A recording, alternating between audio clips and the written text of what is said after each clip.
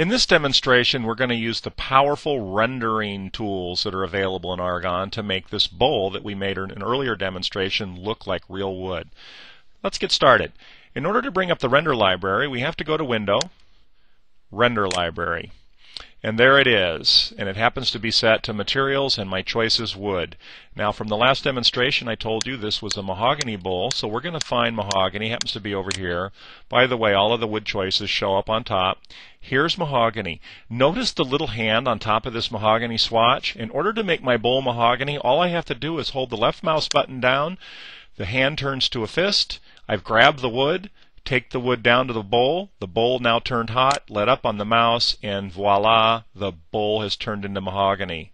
You can't see that yet, but I'll show you in a bit that I'm telling you the truth. And let's go ahead and render a scene. Let's put in a background.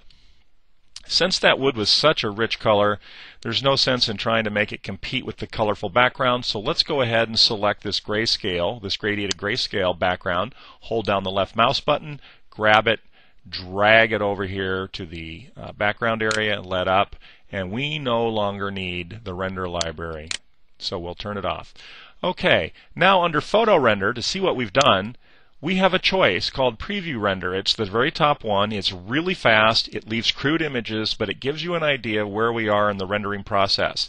The rendering process is a trial and error process, so let's see what we've got. Yikes, that's not too good. Okay, let's see if we can't fix it. What's going on here? Well, here's the deal. Every rendered material that you have available to you in Argon is nothing more than a little JPEG image. So when you grab that image and slap it on your project, it takes it and wraps it around and duplicates itself and makes copies of itself, so the whole thing is covered. We don't want that right here. We want one image that's stretched around so that it looks more like a real piece of wood. In order to fix that, we're going to come down to the bowl, right-click, and come down to Edit Material. And up comes the Render Material Settings dialog box. Okay, here's the truth. Rendering is a big, big time investment.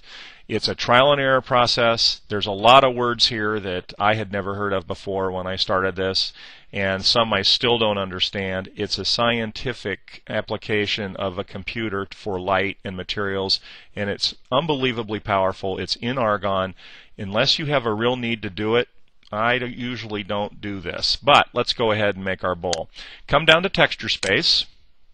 And the first thing you'll notice is that this thing is set for Z-plane. However, I've got a bowl here. I don't have a flat surface. So let's go ahead and change this to cylindrical. Okay? And let's go ahead and move this out of our way and put it back up here.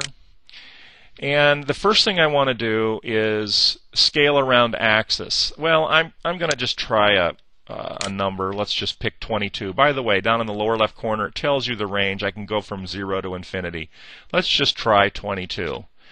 And then the scale along axis is 5. Okay, I did this earlier, so I know these work. All right, let's hit OK. Let's come back up to photo render. By the way, you see the little jaggies here? That's what anti-alias gets rid of. And so under photo render, we come down to the bottom one, which is the most powerful one of all. It's Ray Trace Render, Shadows On, Anti-Alias. Let's click it. And look at this. There is our bowl. Let's go ahead and turn this around a little bit and get that nice grain pattern face in us. One more render, Ray Trace Render, Anti-Alias on, and voila, there's our bowl. It's fast, fun. Well, okay, it's not that fast, but it's definitely fun. There are a lot of things to learn, and there are so many different woods you can play with. You can get a really great idea of what your project is going to look like before you even get out into the shop.